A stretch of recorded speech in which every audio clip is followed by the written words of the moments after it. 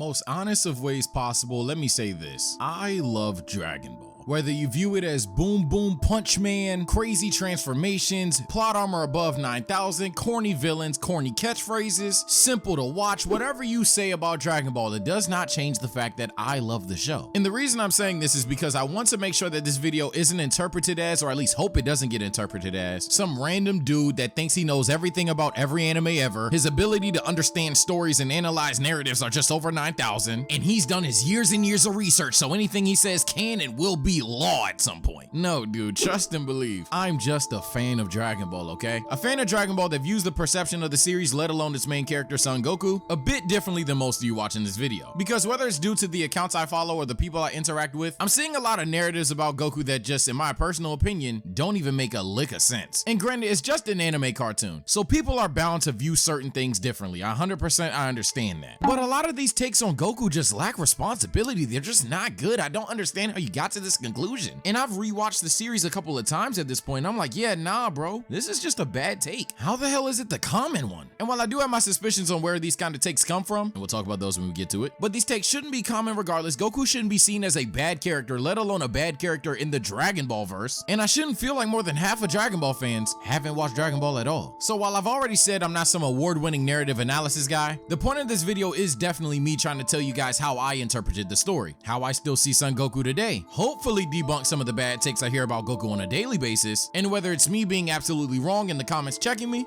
being absolutely right preaching the gospel of Goku, or something in between. But hopefully by the end of this video, we can all understand who Goku was as a character a little bit better. Because I see lies about him every day, and I don't think they come out of hate and slander. I think he's just been misunderstood. Alright, so we're gonna be starting from Dragon Ball Z here, because truthfully, a lot of the takes and misconceptions, they're not really talking about this guy, they're talking about this guy. Besides, who slanders OG Dragon Ball? What the fuck? That's just weird. But one of the main things that put Goku in a lot of shit is that he's not a complex character, that he's just some brawly fight bot that's completely unrelatable, and that he doesn't really develop at all, that he's Goku from birth, and he'll probably be the same Goku till he dies. And this lack of quote character development rubs people the wrong way in the sense that Goku is just so dangerously a flat character that it is almost impossible to rule him as a good one unless you think Boom Boom Punch Man do really cool things. So I guess I'll just say in the most humble way possible, if you think Goku isn't complex at all, or at least don't think he's had any development as a character whatsoever, I don't think you watched the show. In fact, you know what? Let me take that back. Maybe you did watch Dragon Ball, but you're so used to other characters cutting a WWE promo on how they feel differently now. I'm sorry if Vegeta's about to catch a stray, but let's take Vegeta for example. People view Vegeta as the king of character development in Dragon Ball. This is a guy that went from pure evil to a family man, and he atoned for his sins when he blew himself up against Boo, right? Hell, some would argue that makes him more relatable, which is scary, by the way. What were you doing earlier in your life? But to those people, I sincerely ask you a question. Why do you think that every person alive understands Vegeta's character development? If I could show a literal 5-year-old Dragon Ball Z, and that same 5-year-old could understand that the guy with the widow's peak starts off as bad guy, end up as good guy, and maybe if they got to the age of 8, they could break down exactly why those things happened, how that is somehow a complex story. Now, that's not me saying Vegeta is just a bad character, he's not complex in any way, shape, or form whatsoever. None of those things at all. Maybe I'm going too hard on him, but the point is, to say that of all the characters in Dragon Ball Z, that Goku's character arc is the simple one, that's just crazy. It's crazy because he's ironically one of the few that just doesn't announce it like he's in the WWE cutting a promo. Hey guys, I used to do this, I used to think this, but now I'm moving this way. Like, Goku doesn't do that. That's just not a humane thing to do. Almost like Goku's one of the more relatable ones in the show too. But let's actually talk about Goku's development. Almost the first thing you see in Dragon Ball Z is Raditz touch down and tell Goku that he is an alien. He's not just some random monkey boy on a weird planet where a dog is president, but instead he's a whole Saiyan, a warrior race. And whether it was stated directly or everyone just basically understood it subconsciously, but that is why Goku is so ridiculously strong or good at combat. And it's not that he hasn't trained or earned any of these things. In fact, that becomes a whole ass theme later on, but his Saiyan biology does explain why Goku has just been built different the entire time. It's because he's literally built different. But with all that being said, this would birth a character flaw in Goku. A character flaw that wouldn't be resolved until the end of the Namek arc, and that's Goku basically accepting that he's a Saiyan. Because Goku off rip, frame 1, rejects this idea. Not that he's like, oh, you're a liar, Raditz. I mean, maybe he did say that for like the first 10 seconds, but later on he realizes Raditz ain't lying. But it's the fact that Goku rejects of himself being a Saiyan. It's almost like he just doesn't want to be that. He acts like it's just not a part of who he is, when to be honest, if he had known that from the jump, let alone if he just accepted that right now, he would not only be stronger for the Saiyan attack that awaits him, realize the impact his biology had for fights in the past, and to be honest, if he didn't just outwardly reject it, and he put 2 and 2 together rather quickly, might have done better against Raditz immediately. That last part I'm probably dragging it, but you get the idea. But no, instead Goku rejects his Saiyan biology while abusing it like never before. It's actually crazy. He goes to King Kai's planet, which is 10 times gravity, gets stronger and learns techniques at an insane rate again. One of those techniques being the Kaioken, which I'm not saying is essentially an infinite Zenkai boost, cause it's not at all. But Goku abusing the Kaioken and getting a Zenkai boost, let's say, has definitely happened. And this is all chump change when we talk about him training towards Namek and what he does on Namek, but let's slow down. So we already have Goku as a character essentially rejecting who he is and rejecting where he comes from, which by the way, if that's not some relatable shit, I don't know what is. But there's also another character flaw that the super simple Goku has adopted, and this honestly takes place as early as Dragon Ball. Goku is like way too forgiving, like way too forgiving. Whether it's worked or not, he does this with Piccolo, Raditz, and Nappa before doing it again notoriously with Vegeta, of almost out of good faith praying that after defeating an opponent in battle that they can turn into someone good. Not solely because he's a fight sexual. Yes, Goku would love to fight anybody at any point in time, nobody's arguing that. But it's mainly because Goku is not a killer. Even though his biology would say so, his nature isn't everything. Yes, Raditz didn't lie to him, he is a Saiyan, that's who he is and he cannot change that. But he was also raised on Earth. He was also shown love and companionship. And while he's definitely had his angry rampages for sure, he was never raised to be this merciless killer or anything. Goku is not just some bloodlusted Saiyan. Goku is not just Kakarot. Goku has developed his own character, his own personality, with bonds, and he has pride in this place called Earth. That's where he was born and raised, and him finding out that he's a Saiyan isn't gonna change that either. It's definitely a nature versus nurture thing going on. It's represented within the fight between himself and Vegeta, but more importantly, if you really pay attention to the show, that war between nature and nurture is definitely going on within himself. But back to the subject at hand, because of this battle going on within himself, Goku is simultaneously holding himself back and giving villains second chances for the love of the game when it almost never makes any sense. But to give him a little bit of credit, he does already know that this is somewhat of a bad thing to do. Hell, he literally died for it against Raditz. And it's a trend that you see with Piccolo Jr., Nappa, and Vegeta. Hell, even Frieza, now that I think about it. He waits until the villain is utterly defeated, like, you cannot get up, you cannot shoot me, you cannot fight nobody else. I am letting you go because I hope you turn into someone good, bro. Not mid-fight when he basically holds Raditz at gunpoint. Goku getting caught off guard definitely doesn't die here, but he does realize those risks and what that could ultimately lead to. Hell, one of the main slander points for Goku is that Piccolo raised his son, right? I think it would be unrealistic to say the least if Goku never had the idea of forgiving people when one of the main people he should have never even thought of forgiving ended up being an entirely different person as seen before just because he got that second chance. Y'all might having me look like bro entangled when I say this, but truthfully, it makes sense that Goku spares these villains, but it's obviously not the ideal thing to do, let alone is he doing it for the perfect reason. Goku would ultimately learn that there's some people that you can just not allow to get second and third chances. The idea that Goku was sparing people all along because he just wanted to fight him again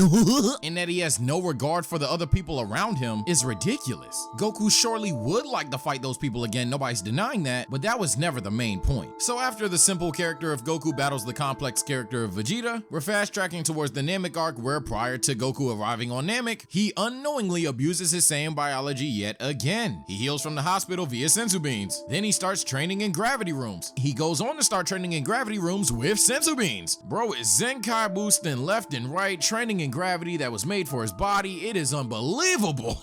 Like, it's actually crazy how much Goku abuses his biology in the Namek arc. Whole time not even knowing it. Now Vegeta on the other hand, and know this isn't me trying to take another dig at him, but he's just abusing the shit in 4K. Team 4-star on timing here. He might as well have walked around with the Saiyan handbook and read every tutorial on raising his power level, cause he did it 100,000,000,000%. But the reason why I bring Vegeta up is because that's what the story is representing Goku should not become. Goku should not become this guy that is just, I'm a Saiyan, so I'm gonna do things the Saiyan way 24/7, 365. He should not abandon who he was or become something new. And that's essentially what this arc is to me. Goku is accepting his Saiyan biology, but also accepting that it is not who he has to become. And that's the key to the power of the Super Saiyan that is mentioned several times throughout the arc. And maybe I'm saying something that you guys have heard before, or maybe I'm underestimating the community and everyone knows this theme, but it's just something that I clearly don't hear enough then. Now at this point in time in the video, I'm hoping that we've gotten past the idea that Goku is a simple, stupid idiot character. I know some of you guys believe that he does become that in Super, and we'll talk about Super when we get to it, but certainly not at this point in time in Z, or really at any point in time in Z, spoiler alert. But one thing that's very close to Goku that I haven't talked about the entire time, that a lot of people give him a lot of shit for, is the relationship with his son Gohan. See, there's an idea that Goku is this awful father to his son. At this point in time, he didn't really raise him, right? Krillin watched after him in Namek, and we know what happens in the following arc. Well, let's really slow it down and let's look at the interactions between Goku and Gohan, because a bad father, to me at least, either A, doesn't pay their son attention, or B, does bad things to the kid. From everything we've discussed, from the Saiyan saga to the Namek saga, a literal alien jumped down, punched Goku in the chest, and took his kid. I mean, I don't know what the hell you want him to do, except slide back and get his kid back. Hell, my fault.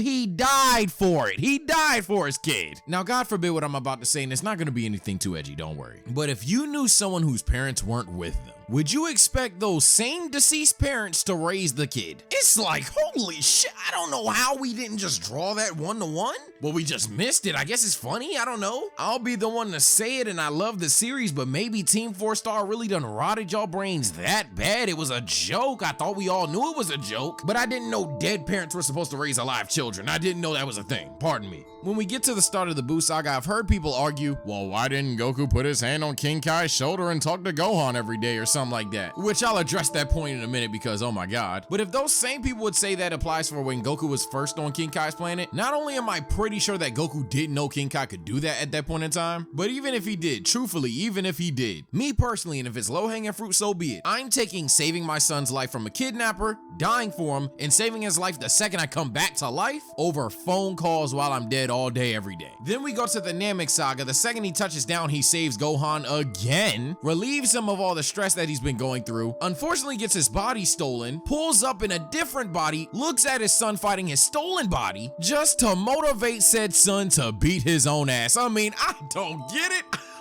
This is beyond belief to me. If I was walking down the street and I saw a father ignoring his son cry for McDonald's, but he then saved his son's life when he stumbled into the street, put a band-aid on his knee, and took him to a Wendy's, I would not be like, oh yeah, that's a bad father. I just don't get it. Oh my god. But let's slow down because we know the next argument for the bad dad simple character, Goku. And yes, this entire time I'm going to be going at how Goku is a simple character to some of you. So when Goku is first introduced in the Android arc, he's actually told by Trunks, who ironically enough is actually a very simple character with a bunch of ass pulls. And Trunks essentially tells Goku that he caught a heart virus in the future, causing a death that he could not prevent. There were no Dragon Balls to save it. There was no training that could save it. He just died, and as a result, with nobody left standing, Earth got wiped out by the androids. I'm bringing this part of the story up because at this point in time, yeah, Goku's like, oh, well, thanks, I'm not gonna die now. But at the same time, what's just dawned on his mind is who is gonna be there when I'm not here? Who is gonna be the protector of Earth? And it's not just a power thing. A guy like Vegeta at this point in time of the story, at least, could not be the sole protector of Earth. It obviously wouldn't work. You couldn't even trust the guy.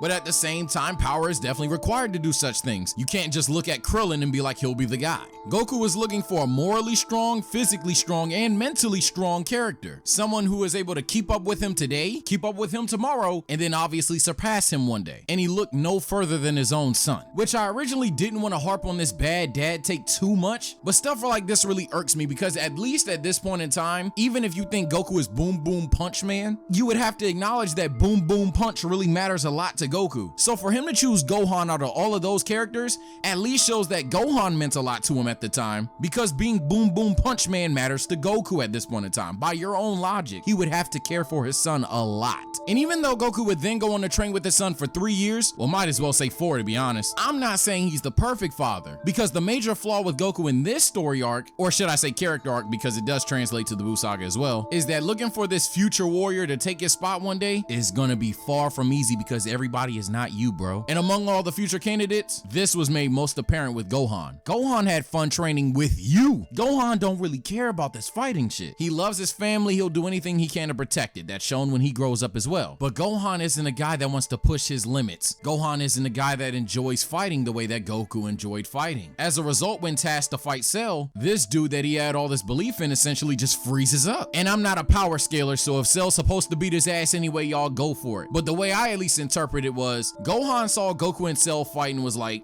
y'all trolling? Y'all trolling? Y'all for, oh, you were for, oh my god, oh wow, okay. Goes out there, maybe Cell was holding back against Goku all along. I believe that to be the case. But essentially, at some point, Gohan just stops fighting for real. He just freezes up. He cannot like focus because at the end of the day, that's not what he wanted to do at all. He doesn't want to come to it. And he even tries to ration with Cell. And Cell's all like, no, what the fuck is wrong with you? Yeah, anyway, Cell Jr.'s kill him. And it's only at that point in time, once Gohan's morality and what Gohan stands for is pushed to its limit, that he snaps and the potential that Goku saw is unleashed. But even with that power unleashed, guess what, Goku? Gohan's still not you, bro. He's never been in this position of power. He's never been the guy that is clear-cut, the top dog, the guy that's gonna handle the business and kill the big bad evil guy. As a result, Gohan is arrogant beyond belief. Something that nobody probably even expected, considering he's always been the rational one of the group. Goku would have to atone for both of these mistakes with his own life. Bro died for his son twice and he's a bad father. Y'all make me sick. But maybe it was prior to death, maybe it was after it. But Goku goes on to realize that Earth's threats are primarily after him. Frieza's return to Earth along with the Red Ribbon Army. Hell, even with the Saiyans. Goku realizes that he himself might be the biggest threat to Earth. He believes the best way for Earth to find peace was to remain dead. Wow. I wonder what's next for me. You peaked. What? I don't know if Goku genuinely believed that Gohan was the next protector of Earth at this point in time. I know at least the story did, so it's likely that he said something like that. Plus, it's his son, so yeah, he probably did say something like that actually. But whether that's right or wrong, once he touches down on Earth, he quickly realizes that it's not Gohan. I mean, frame one. Yes, before he even fights Dabura and they outwardly say it. He's happy with his son in his life, but he's disappointed with him in terms of power. Gohan hasn't been training at all. At this point, he's unsure if Vegeta's even stronger than him. And while having a good feeling that he himself is stronger than Gohan isn't the worst thing in the world, it definitely has to be at least disappointing to Goku at this point in time that his son is essentially the same guy, if not weaker, than he was 7 years ago. So while yes, Goku came back to Earth to just check up on his friends, if he didn't believe it already, he now realizes yet again, there still isn't that next protector of Earth. Someone is yet to fill that void for him. But before I continue, sorry to backtrack here, it's just that there's a very giant bean-shaped elephant in the room. No, I'm not ducking smoke, let's talk about it. I've referenced the bad dad take enough, let's talk about Goku throwing Cell a senzu bean. Now I thought a lot of people knew this, but it turns out every time I bring it up on stream, someone's like, holy shit, I never thought about it. And this isn't me just walking around thinking I'm the smartest in the room. I promise you I'm furthest from it. There's some people that swear I don't know anything I'm talking about, and that's fine, you can have your opinion. But I do want to at least inform those that don't know this, because apparently a lot of people don't. So let me explain it like this. Everyone knows that Cell is made of the strongest fighters in the universe, even having Frieza's DNA. Goku, Vegeta, Piccolo, Krillin, even like all of that, we get it. But did you know the one person that he does not have data on, whose techniques he did not copy, whose energy he does not have, in no way, shape, or form, is Gohan? It's never stated and it's damn well not implied. If you think I'm bullshitting or making it up, prime example would be when he was semi-perfect. If he had Gohan's DNA and he was that pissed off that Vegeta was stronger than him, surely at least one good attack would have damaged Vegeta with Gohan's rage boost, right? Exactly. I know y'all gonna be pressed to try to find something to debate it, and that's fine. You're not gonna find it though, because it's just a thing. But the follow-up question is gonna be relevant. Why did I bring that up? I bring that up because remember, Goku at this point in time, when he threw that senzu bean, was trying to test Gohan in a way to see if he could truly be the next big protector of Earth. Cell is like the perfect beta test run for that then. Gohan versus essentially every other great fighter that's ever existed. Now that doesn't exactly earn him dad points, but you also have to remember this as well. Goku at this point in time figured that, hey, my son likes this shit. My son likes fighting. Maybe not to my level, but he at least enjoyed it. It took him a while before he quickly realized that mistake, but the point is, he didn't just throw Cell a senzu bean because he wanted to see a good fight, bro. And he damn well didn't throw it hoping Cell killed Gohan, considering he, died for his son. Damn near twice, actually. No, Goku had his heart in the right place, and in fact, to be fair to him, he's a bit right. Because riddle me this, what would he actually learn if Gohan defeated a half-weakened Cell? What would that gain for him? Gohan's the guy now. No, he wouldn't learn a thing. Also, blood cooked. He was right. Gohan transformed into a Super Saiyan 2 and defeated Cell, did he not? But I get it. That's not gonna sway y'all at all, and that's not even my main argument, so check me out, right? Let's just run with it. He threw him a senzu bean. That's just a bad dad point. 100% you're right. Bad dad point. Let's run with that, okay? Ain't y'all the same fans that say Piccolo is his father? Piccolo, the same guy that watched Gohan before the Saiyans dropped down, right? Gohan can't be older than the age of 7 at this point, and 7 is being insanely fair to you. Didn't bro chuck Gohan at a mountain and quite literally say either bro's about to die or he's gonna blow this mountain up? Didn't he leave him in like the desert or some shit and was like, yeah, you know what? If he lives, we gonna get this shit popping. popping, but if he don't, he's dead, whatever. He didn't even train him necessarily. He was just like, if bro dies, I guess I'll save him, LOLs. Called him a runt mentally, not even to his face, but mentally. Like, he did not care about Gohan like that. Meanwhile, Goku's training with Gohan in the time chamber. Granted, personalities are different, but night and day, bro. Night and day. And if you're about to talk about, well, Piccolo did this and that, you're leaving out this. Exactly, that's my point. Arguing with you Goku bad dadders would be the exact same thing with me if I left out all the remaining context about Piccolo raising Gohan. If I just brought up the worst possible circumstance for Piccolo raising Gohan and just brought it up every day to kind of debunk what the entire series has been trying to represent. Like, for the love of God, this has been me trying to convince you guys that Goku isn't just a stupid shit character. And when it comes to debunking the bad dad debate, I've basically told the story of Dragon Ball. Because for the most part, the story of Dragon Ball is Goku saving his kid. But no, leave all of that out because he tossed a senzu bean, because he didn't call him or something like that. Shout out the YouTuber that said this. I'll admit this was not originally mine. But dog, y'all sound like Skip and LeBron, bro. Like, you literally sound like you're just bringing up some random, maybe even factual thing about Goku, but ignoring out all remaining context, as if bro is just a bad father. It's that's a 9, that's a 10, that's a 11, that's a 12, bro.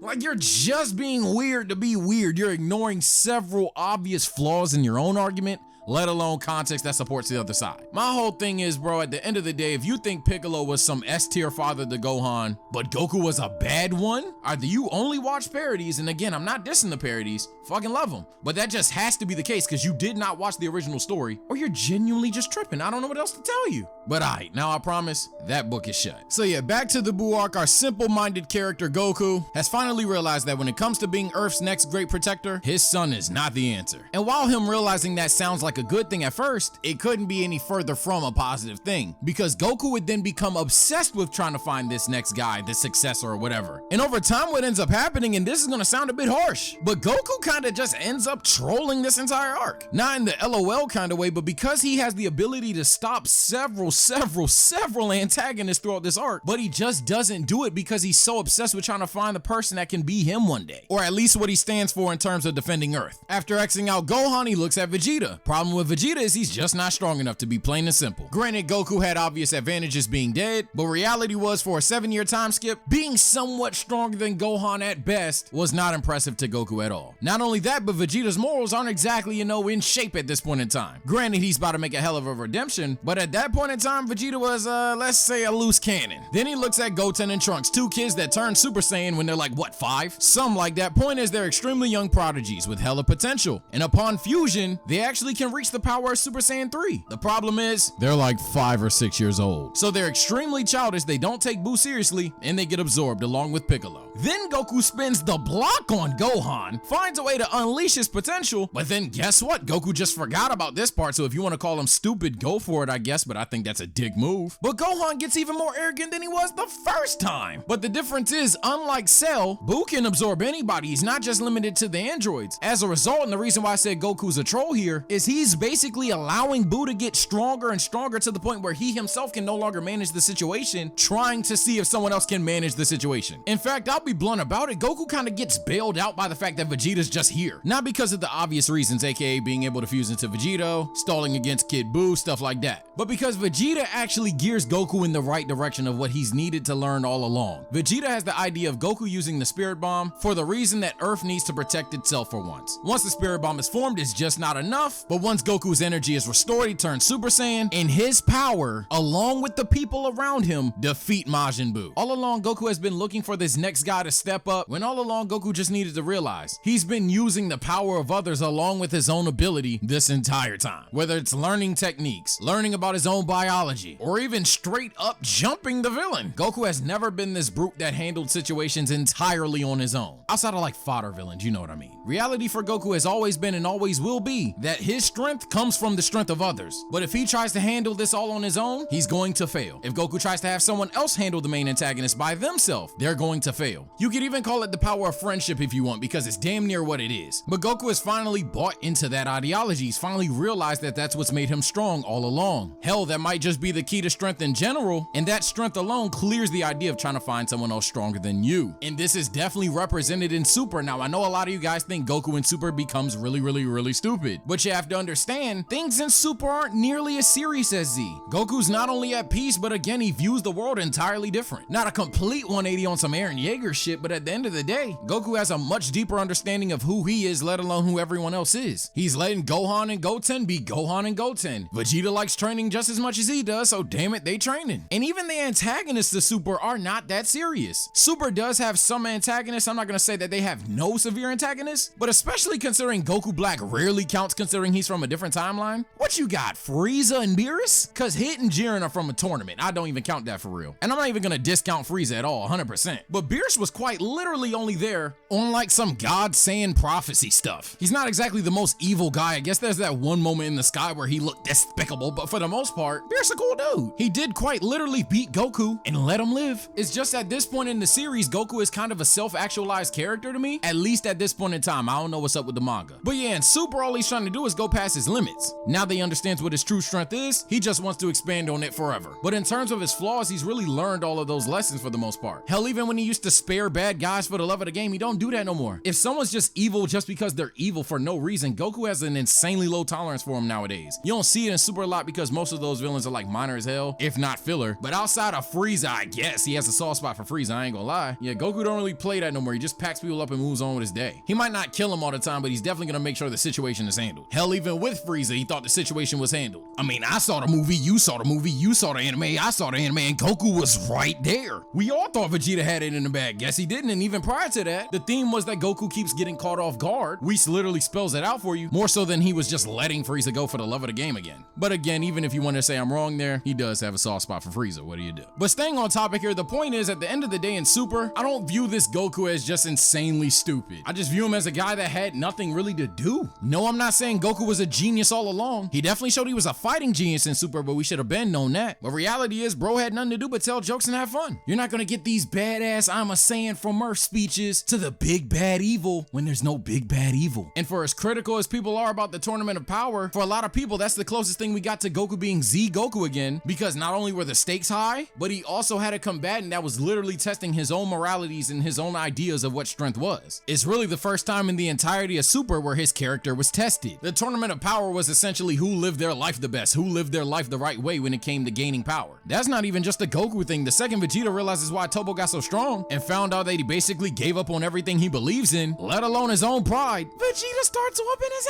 ass. Look, in terms of the Tournament of Power, I understand the criticism for the arc itself. Definitely has some low lows, especially if you watched it on a week-to-week basis. I'm gonna repeat myself, oh my god, especially if you watched it on a week-to-week basis. But in terms of how Goku was on screen during that arc, it's by far and away the best he was during the series, because it's the only time where he had something to do. He didn't just randomly get his brain back. Whether he's recruiting his team, literally every moment with Frieza, and from start to finish of the tournament itself is because he had something to do. Hell, we even seen Goku pick up a mentor role. I'm not gonna ignore some of the stupid dialogue they give Goku in Super. 100% it does exist, but not only is that not foreign to Goku as a character, Goku has never been the brainiac of characters, but for the most part, maybe some exceptions during the Goku Black arc, Goku is kind of just coasting the entire time in Super. I hope I don't sound like a Goku apologist when I say this, but I'd rather be critical of Super because it didn't know what the hell to do with its main character, more so than I would say, nah, the main character sucked. And that's not even me saying that Super didn't know how to use Goku. I personally don't hate the series that much, but I can definitely understand why someone would not like it when you compare it to a Z or a Dragon Ball. So now at this point in the video, I'm hoping that after hearing about Goku essentially dealing with an identity crisis, dealing with his upbringing versus the responsibilities and powers within his own race, learning that not everybody can get a second chance and some people are just pure evil, after dealing with his own identity crisis, learning that not everybody can identify with you, dealing with his own ideas on the next generation and how to go forth about it, spiraling with his own ideas on his own morality, and yes, it's Dragon Ball, of course, the path to power. Hopefully at this point in the video, you do still not somehow believe that Goku is just a strong Superman-ish punch